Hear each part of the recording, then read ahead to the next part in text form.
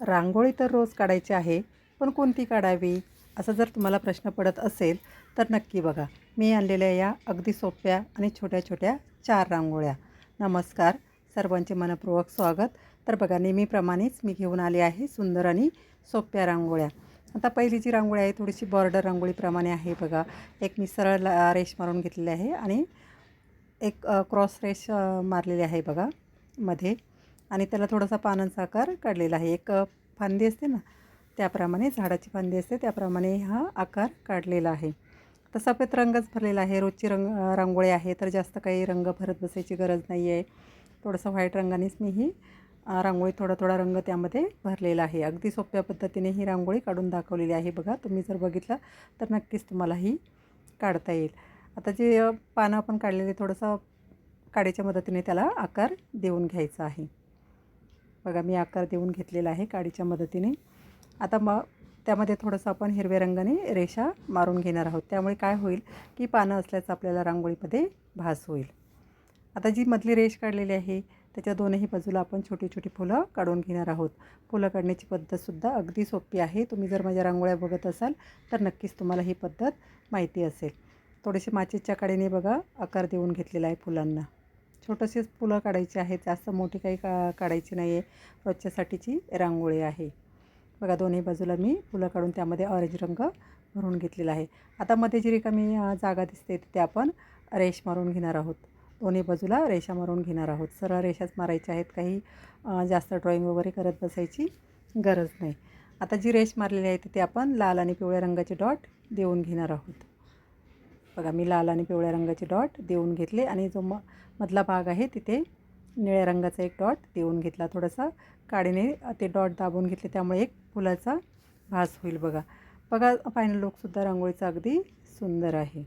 आता पुढची जी 2 नंबरची रांगोळी आहे तीसुद्धा खूप सोपी आहे. 3 बांगड्या मी ठेवून घेतलेल्या आहेत. आता इथे आपण 3 फुलं फक्त काढणार आहोत. रोजची काढण्यासाठीची रांगोळी आहे. दरवाजासमोर, तुळशीसमोर किंवा देवासमोर तुम्ही ही रांगोळी काढू शकता. बघा, मी 4 डॉट दिलेले आहेत आणि छोटी छोटी फुलं आपल्याला इथे काढायची आहेत. आता हळूवारपणे बांगड्या काढून घ्यायच्या आहेत. आता बांगडी काढताना कसं, एक साईडने बांगडी दाबायची आहे, काडीची दुसऱ्या बाजूने काडी बांगडीमध्ये घालायची आहे आणि हळूच उचलून घ्यायची आहे.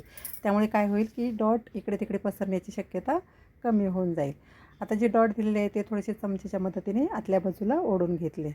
फुलं काढण्याची पद्धत खूप सोपी आहे बघा. काही ड्रॉईंग वगैरे करत बसायची गरज नसते. तर मध्ये आपण एक डॉट देऊन घेणार आहोत ऑरेंज कलरचा किंवा लाल कलरचा डॉट मी दिलेला आहे बघा. आता ही जी पानं काढलेली आहेत त्याच्या बाजूला फुलं काढलेली आहेत त्याच्या बाजूला आपण पानंसुद्धा काढून घेणार आहोत. पानंसुद्धा फक्त डॉट देऊनच काढायचे आहेत आणि काडीने थोडेसे बाहेर ओढून घ्यायचे आहेत. बघा, मी सर्व फुलांच्या बाजूला हिरवा डॉट देऊन घेतलेला आहे. आता आपण काडीने एकाच साईडला ओढायचे आहेत बघा, एकच दिशेला. जसं पहिलं पान ओढलेलं आहे, आपण ज्या दिशेला ओढलेले आहेत त्याच दिशेने सर्व काडीने ओढून घ्यायचे आहेत. बघा, अगदी पटकन होणारी ही रांगोळी आहे आणि सुंदरसुद्धा दिसते. आता काडीने आणखी थोडं छान लूक येण्यासाठी फुलांना थोडे थोडे फुलं बाहेरच्या बाजूला ओढून घ्यायचे आहेत. बघा, मी सर्व फुलं बाहेरच्या बाजूला काडीनेच ओढून घेतलेले आहेत. त्या पाकळ्या आहेत ना, त्या बाहेरच्या बाजूला ओढून घेतलेल्या आहेत. त्यामुळे आणखी एक सुंदर लूक आलेला आहे फुलांना. बघा, फायनल लुकसुद्धा रांगोळीचा अगदी सुंदर आहे आणि अगदी पटकन होणारी ही रांगोळी आहे. तर थोडंसं बोटाने आकार देऊन घेतलेला आहे पाकळ्यांना.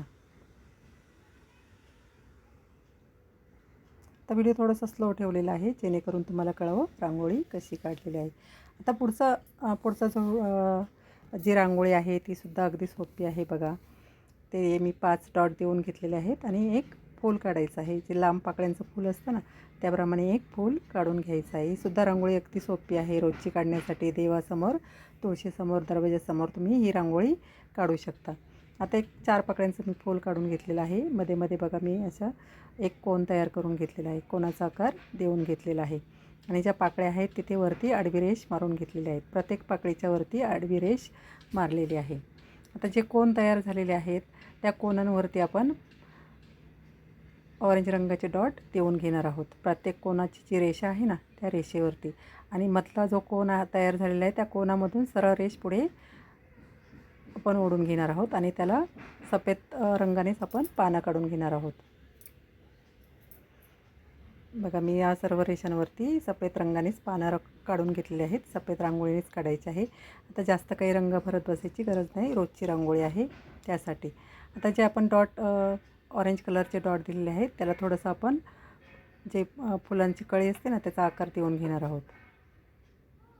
बघा मी या सर्वच डॉटला कळीचा आकार देऊन घेतलेला आहे.